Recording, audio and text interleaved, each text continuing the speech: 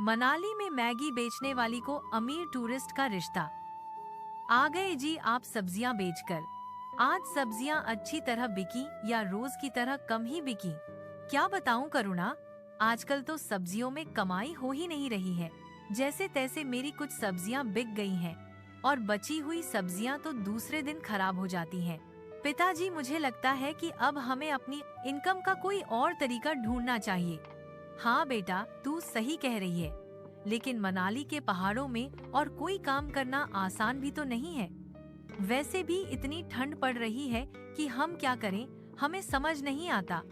माँ, आपको पता है, मैं जब नए साल में घूमने गया था तो मैंने देखा कि हमारे पहाड़ों में जगह जगह मैगी के स्टॉल लगे हुए थे। मनाली में कितने सारे टूरिस्ट आते हैं और आपको पता है पहाड़ों में लोग मैगी खाना बहुत पसंद करते हैं।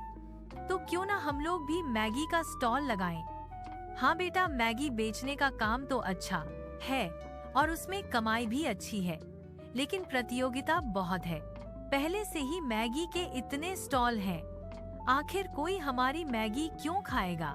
पिताजी, मुझे याद है दादी माँ अपने हाथों से मसाले कूटकर मैगी में डालकर हमें बनाकर खिलाती थी। क्यों ना हम भी ऐसे ही हाथों से कूटे मसाले मैगी में डालकर बहुत टेस्टी मैगी बनाएं। मुझे विश्वास है कि अलग तरह की मैगी लोगों को बहुत पसंद आएगी। गरम मैगी खाओ। कमल की आवाज पर दो ग्राहक आए। भैया, तुम्हारी मैगी वैसे तो सचमुच बहुत अच्छी खुशबू आ रही है, ला दो जरा एक प्लेट मैगी हमें भी लगा दो। हाँ हाँ भैया, अभी लगा देती हूँ। ईशानी दोनों कस्टमर्स को एक एक प्लेट मैगी लगा देती है। वो दोनों मैगी खाते हैं, तब कस्टमर कहता है, अरे भाई, तुम्हारी मैगी में तो खुशबू के साथ साथ स्वाद भी बहुत अच्छा है। अब हम जब भी यहाँ आएंगे तो तुम्हारी मैगी जरूर खाएंगे। ग्राहक पैसे देकर खुश होकर चला जाता है और पैसे लेकर ईशानी भी बहुत खुश होती है और अपने परिवार वालों से कहती है, देखा माँ, हमारे ग्राहकों को हमारी मसाला मैगी कितनी पसंद आई। अब देखना, जल्दी ही हम इन पहाड़ों में मसाला मैगी वाले के नाम से मशहूर होने वाले हैं। कहते हैं ना, कभी कभी जुबान पर सरस्वती बैठी होती है तो वो बात पूरी हो जाती है। ऐसे ईशानी की बात भी जल्दी पूरी हो गई। ईशानी मसाला मैगी वाली के नाम से मशहूर हो गई और उसकी मैगी स्टॉल पर भीड़ लगने लगी। आज भी ईशानी अपने स्टॉल पर मैगी बनाकर कस्टमर्स को दे रही थी। तभी एक औरत शोभना उसके पास आई और बोली, अरे बेटा, क्या तुम्हारा नाम ईशानी है और क्या तुम ही वो मसाला मैगी वाली हो जो पहाड़ों में हाथ के कूटे पिसे मसाले वाली खुशबूदार मैगी बेचती हो? हाँ माँ, मैं ईशानी हूँ। हाथों के मसालों वाली मैगी चखो है और कहती है, बेटा, सचमुच तुम्हारी मैगी तो बड़ी ही स्वादिष्ट है और तुम भी बड़ी सुंदर और प्यारी बच्ची हो। शोभना के मुंह से अपनी तारीफ सुनकर और उसके घर वाले बहुत खुश होते हैं। यह तो थी ईशानी। अब आइए आपको दिल्ली ले चलते हैं, जहां मोहित अपने दोस्तों से बातें कर रहा है। बातों में ही वो अपने दोस्तों से कहता है, यार, इस बार तो न्यू ईयर में हम हर बार की तरह मनाली घूमने नहीं गए। मुझे तो मनाली के पहाड़ों पर ठंडी ठंडी वादियों की बहुत याद आ रही है। हम लोग मनाली चलने का प्लान करते हैं। तुम लोग बताओ कब चलना है मनाली? यार मोहित, तुम्हें तो पता है कि इस बार हमारे कॉलेज के एग्जाम्स लेट हो गए थे, इसलिए हम नहीं जा पाए। लेकिन तू चिंता मत कर, हम जल्दी मनाली घूमने का प्लान बनाएंगे। हाँ यार, पिछली बार की तरह इस बार भी खूब मस्ती करेंगे और खूब रील्स बनाएंगे। पिछली बातें करने के बाद मोहित अपने घर आता है, जहां मोहित की माँ लड़कियों की फोटो देख रही थी। मोहित की माँ उसे देखकर कहती है, अरे आओ आओ मोहित बेटा, मैं तुम्हारा इंतजार कर रही थी। देखो, पंडित जी ने कितनी सारी लड़कियों की फोटो भिजवाई और देखो, ये लड़की तो बहुत ही सुंदर है। राधा नाम है इसका, बिल्कुल राधा की तरह दिख रही है। तुम इसे देखकर फाइनल कर लो तो कल ही हम इसे देखने जाएंगे। मोहित भी सोफा पर आकर बैठ जाता है और राधा की फोटो ध्यान से देखता है। उसके बाद कुछ सोचते हुए कहता है, ओहो माँ, देखो ना, इस लड़की की आंखें इतनी सुंदर नहीं है और ये बाकी लड़कियां भी कुछ खास नहीं लग रही हैं। इनमें से तो कोई मुझे लड़की पसंद नहीं आ रही है। अरे शिवानी, तुम्हारे बेटे को तो कोई लड़की पसंद ही नहीं आती। हर लड़की में यह कोई न कोई कमी निकाल देता है। मुझे तो लगता है तुम्हारे बेटे की शादी इस जन्म में तो होने वाली नहीं है। कैसी बातें कर रही हो आप? चुप चुप बोलिए। कोई सपनों की शहजादी उसका भी कहीं इंतजार कर रही होगी। अब देखना यह है कि भगवान उससे मिलन कैसे करवाते हैं। अरे माँ, यह सब बातें छोड़ो और यह बताओ कि हम सब लोग मनाली ट्रिप पर चलें क्या? अभी वहाँ का मौसम भी बहुत अच्छा है। ऐसा करता हूँ, मैं पहले दीदी से पूछ लेता हूँ। ऐसा कहकर मोहित कोमल को फोन लगाता है और कहता है, कोमल दीदी, कैसी है तू और तेरा बेटा कैसा है? हाँ मोहित, मैं तो अच्छी हूँ। वैसे तुम्हें मिले काफी दिन हो गए हैं। बता तू कब आ रहा है? दीदी, मैं तो कह रहा हूँ कि तू यहाँ आ जा। हम सब मिलकर मनाली ट्रिप पर चलेंगे।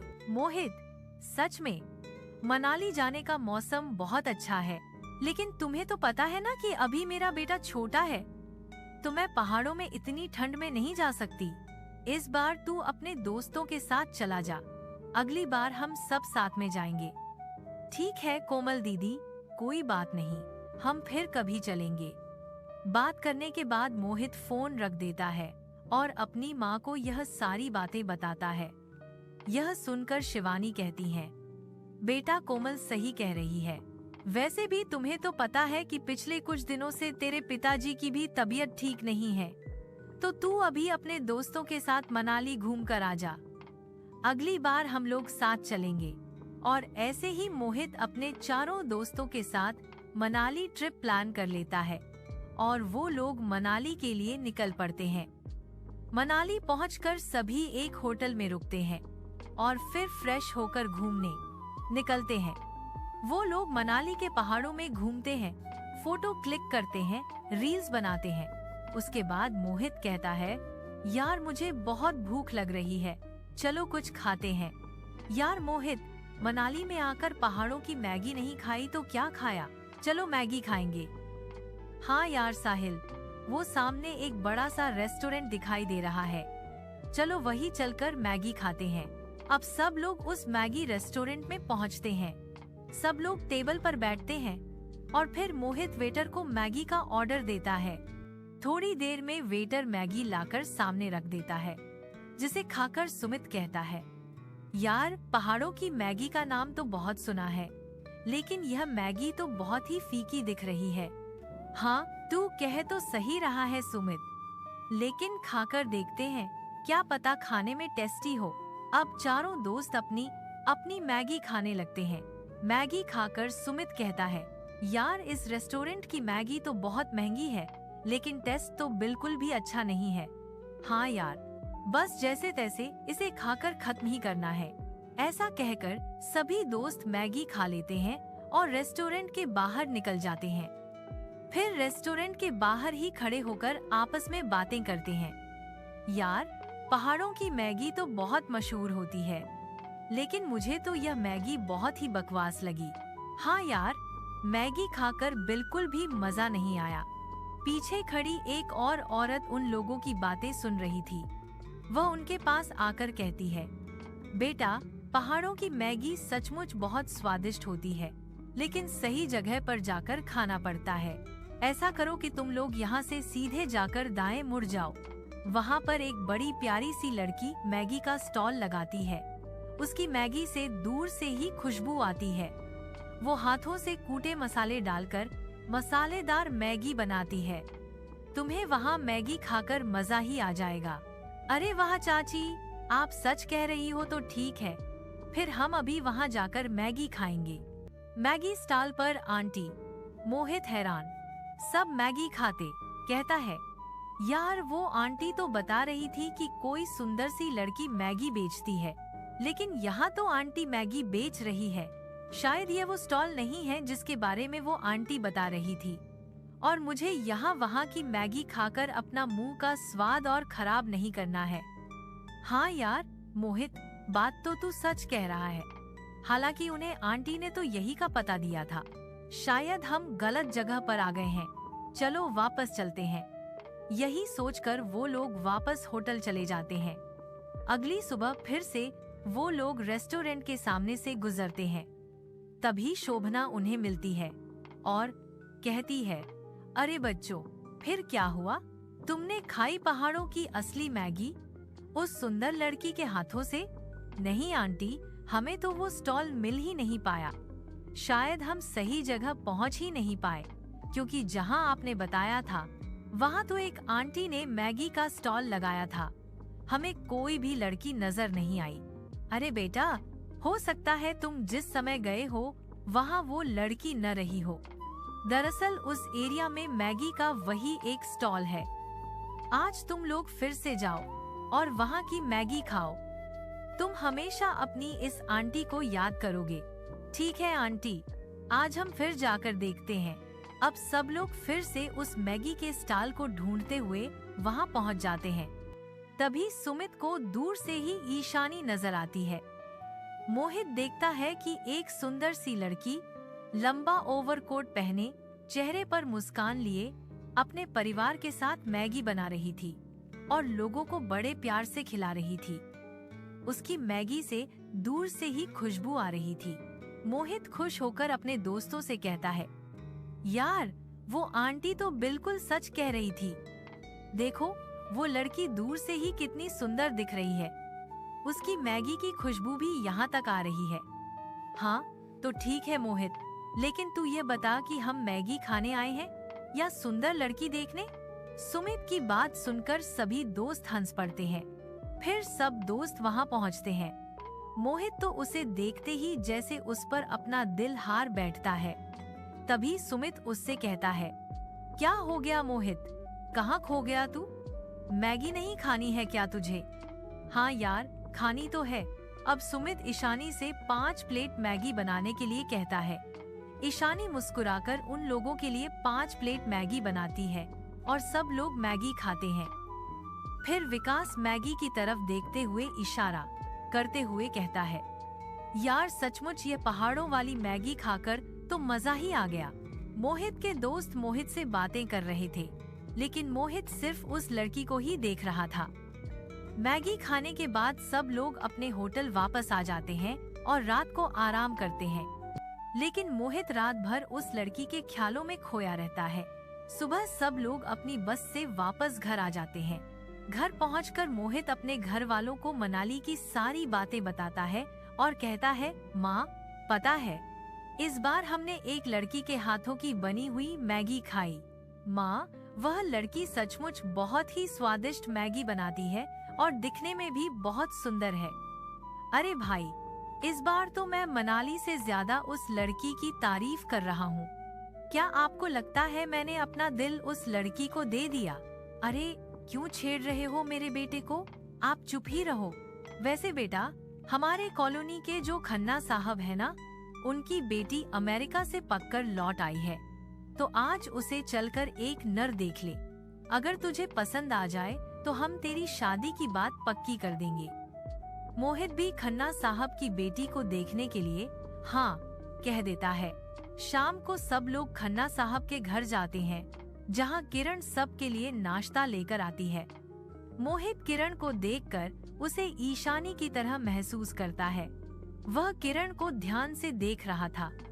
तभी शुभम शिवानी के कान में धीरे से कहता है, लगता है तुम्हारे बेटे को खन्ना साहब की बेटी पसंद आ गई है। देखो इसे कैसे देख रहा है। शुक्र है भगवान तेरा, कम से कम मेरे बेटे को कोई लड़की तो अच्छी लगी।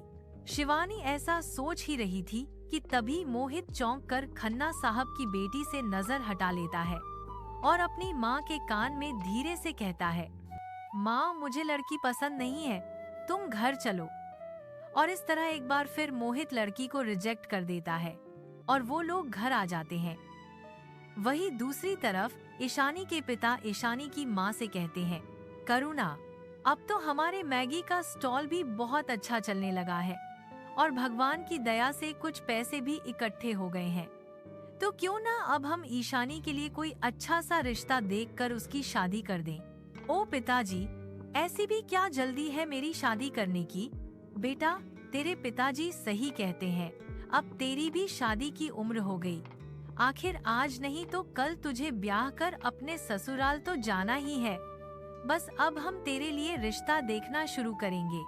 जहाँ एक तरफ ईशानी के रिश्ते की बात हो रही थी, वहीं दूसरी तरफ मोहित अपने दोस्त सुमित को फोन करता है और कहता है, यार सुमित, मुझे मनाली जाना है, चल फिर से मनाली चलते हैं। यार मोहित, क्या हो गया है तुझे? अभी 10 दिन भी नहीं हुए मनाली से वापस आए और तू फिर मनाली जाने को कह रहा है। भाई, मनाली कोई पास में थोड़ी ना है कि कभी भी उठकर चले जाए। खर्चा भी लगता है और समय भी लगता है। थोड़ा रुक कर चलेंगे यार। यार, तुझे अपने पैसे और खर्च की पड़ी है। यहाँ मेरा सोना, खाना, पीना सब कुछ छूट गया है। अरे ऐसा क्या हो गया भाई? कहीं वो मैगी वाली लड़की तेरे दिमाग में ही तो नहीं रह गई? हाँ यार, तू सही कह रहा है। मैं जब से मनाली से आया हूँ तब से उसे भूल ही नहीं पा रहा हूँ।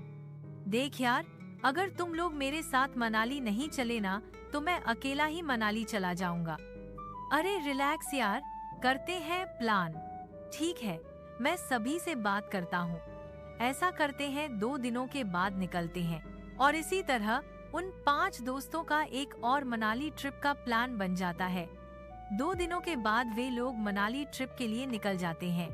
मनाली पहुंचकर वापस उसी होटल में रुकते हैं और फिर शाम को सब लोग ईशानी के स्टॉल पर पहुंचते हैं, जहां ईशानी अकेली ही स्टॉल पर मैगी बना रही थी। वह सलवार सूट के साथ एक लाल जैकेट पहने हुए थी और लाल टोपी लगाए हुए थी। वह बहुत ही सुंदर लग रही थी। मोहित कहता है, सुनिए, हम लोगों के लिए एक एक प्लेट मैगी लगा दीजिए। वैसे आपका प्यारा सा नाम जान सकते हैं क्या? जी, मेरा नाम ईशानी है। अपना नाम बताते हुए ईशानी सबको मैगी दे देती है। तब मोहित मैगी खाते हुए कहता है, आपके हाथों की बनाई हुई मैगी तो सचमुच में बहुत जादू है।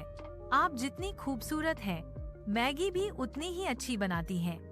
ईशानी की बात सुनकर मोहित मुस्कुराता है। मोहित और उसके दोस्त मैगी खाकर चले जाते हैं। अब अक्सर मोहित और उसके दोस्त कभी स्टॉल पर आकर मैगी खाते तो कभी ईशानी के स्टॉल के सामने खड़े होकर बातें करते।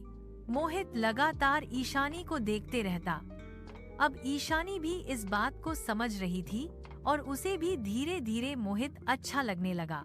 एक दिन ईशानी अपने घर पर परिवार के साथ बैठकर खाना खा रही थी। तभी ईशानी के पिता कहते हैं, करुणा, मैंने लोगों से कुछ ईशानी के रिश्ते के बारे में बात की थी। आज मेरा दोस्त हरीश मुझे एक लड़के के बारे में बता रहा था। मनाली के पहाड़ों में ही उसका एक छोटा सा रेस्टोरेंट है। क्यों ना हम उस लड़के को चलकर देख लें? अगर वो हमें अच्छा लगे तो हम ईशानी का रिश्ता उससे तय कर देंगे। हाँ पिताजी, ये तो बहुत अच्छा है। दीदी मनाली में ही रहेंगी और जीजाजी के साथ रेस्टोरेंट चलाएंगी। फिर कभी कभी वह स्टॉल पर आकर हमारी मैगी भी बना दिया करेंगी।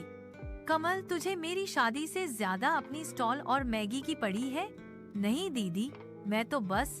कमल की बात सुनकर सब लोग हौस पड़ते हैं और खाना खाने लगते हैं। तभी ईशानी मन ही मन सोचती है, वह लड़का तो आजकल मेरे स्टॉल के आसपास कितने चक्कर लगाता है। अब मुझे भी वह अच्छा लगने लगा है। क्या मेरी उससे शादी हो सकती है? अरे मैं भी क्या सोचने लगी, मैं तो उसे अच्छी तरह जानती भी नहीं हूँ। पता नहीं वह कहाँ का है और क्या पता वह सिर्फ ऐसे ही मुझे देखता हो। मैं भी ना एक नंबर की बुद्धू हूँ। ऐसा सोचकर ईशानी खाना खाने लगती है। अगला दिन ईशानी फिर से अपने स्टॉल पर खड़ी मैगी बेच रही थी। तभी मोहित अपने सभी दोस्तों के साथ स्टॉल पर पहुंचता है और ईशानी से कहता है, सुनिए ईशानी जी, हम सबके लिए एक प्लेट मैगी लगा दीजिए। ईशानी मुस्कुराकर सबके लिए मैगी बनाने लगती है। तभी कमल वहां आता है और ईशानी से कहता है, दीदी, कल पिताजी कह रहे थे ना, उनके दोस्त हरीश के बेटे से तेरी शादी की बात चलाएंगे।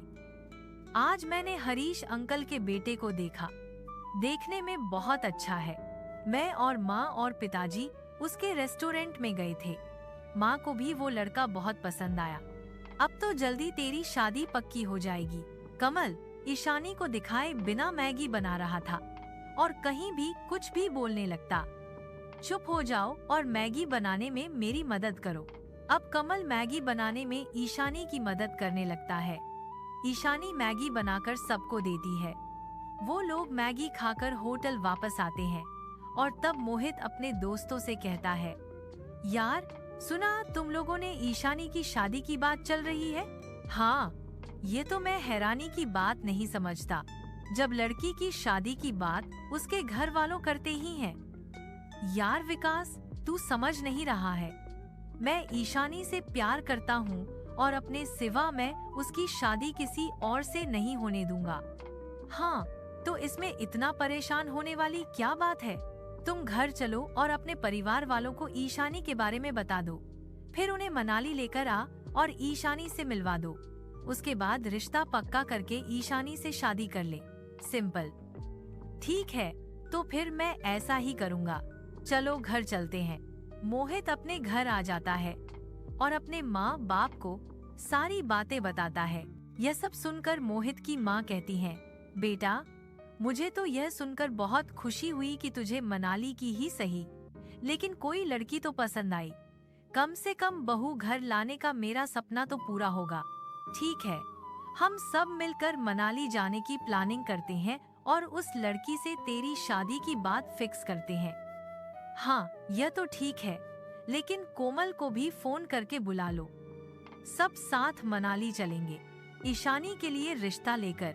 अब शिवानी कोमल को फोन करती है और उसे सारी बातें बताती है और कहती है, बेटा तेरी भाभी को देखने के लिए चलना है, इसीलिए तू तैयार होकर जल्दी से आ जा, हम साथ चलेंगे।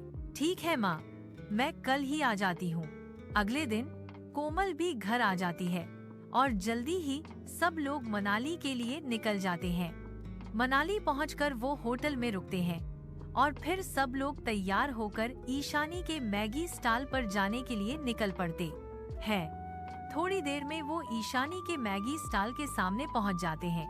दूर से ईशानी को देखकर मोहित के घर वाले बहुत खुश हो जाते हैं। तब शिवानी कहती है, बेटा ईशानी तो दूर से ही चांद की तरह चमक रही है। सचमुच तूने बहुत सुंदर लड़की पसंद की है। माँ, ईशानी लाखों में एक है, तभी तो हमारे मोहित को पसंद आई। अरे अब तुम लोग दूर से ही उसके बारे में बात करते रहोगे या उसके पास भी चलो। अब सब लोग ईशानी के स्टॉल पर जाते हैं, जहां ईशानी अपने पूरे परिवार के साथ ग्राहकों को मैगी बनाकर दे रही होती है। ईशानी मोहित को देखते ही पहचान लेती है और कहती है, अरे मोहित जी, कैसे हैं आप? लगता है इस बार आप अपने परिवार के साथ मनाली ट्रिप पर आए हैं। हाय ईशानी, ये मेरे माँ पापा हैं और ये मेरी बहन है। नमस्ते जी, रुक जाइए, मैं आप लोगों के लिए स्पेशल मैगी बनाती हूँ। अब ईशानी उन सब के लिए मैगी बनाती है। सब लोग मैगी खाते हैं और फिर शिवानी के मैगी की तारीफ करते हुए ईशानी की माँ करुणा से कहती है, बहन जी, आपकी बेटी ने तो सचमुच बहुत ही टेस्टी मैगी बनाई है और वैसे वो है भी बहुत प्यारी। हाँ बहन जी, ये तो आपने सही कहा, हमें भी अपनी बेटी पर बहुत गर्व है। वैसे बहन जी, अगर आप बुरा ना माने तो मैं आपसे कुछ कहना चाहती हूँ। अरे बहन जी, इसमें बुरा मानने की क्या बात है? आप जो कहना चाहती हैं आराम से कहिए। बहन जी, मुझे आपकी बेटी के रिश्ते के बारे में बात करनी है। हाँ बहन जी, मेरी बेटी के रिश्ते के लिए हम लड़का तो ढूंढ रहे हैं। एक दो अच्छी जगह बात भी चल रही है, जैसे ही बात जमेगी हम उसका ब्याह कर देंगे। बहन जी, हम दिल्ली में रहते हैं और मोहित मेरा इकलौता बेटा है, आप तो इसे जानती हैं। 2-3 बार आपकी दुकान पर आपके स्टॉल पर मैगी खाने आ चुका है। हाँ बहन जी, हम इसे जानते हैं, बड़ा ही प्यारा बच्चा है आपका। हाँ बहन जी, मैं अपने बेटे के लिए आपकी बेटी का रिश्ता मांगने मनाली तक आई हूँ। मेरे बेटे को आपकी बेटी बहुत पसंद आ गई है और आपकी बेटी से मिलकर तो हम सबको भी आपकी बेटी बहुत पसंद है। शिवानी की बात सुनकर करुणा हैरान हो जाती है और कुछ सोचने लगती है।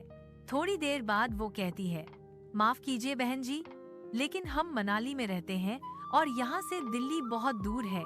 हम इतनी दूर अपनी बेटी की शादी कैसे कर सकते, और हम तो आपको जानते भी नहीं।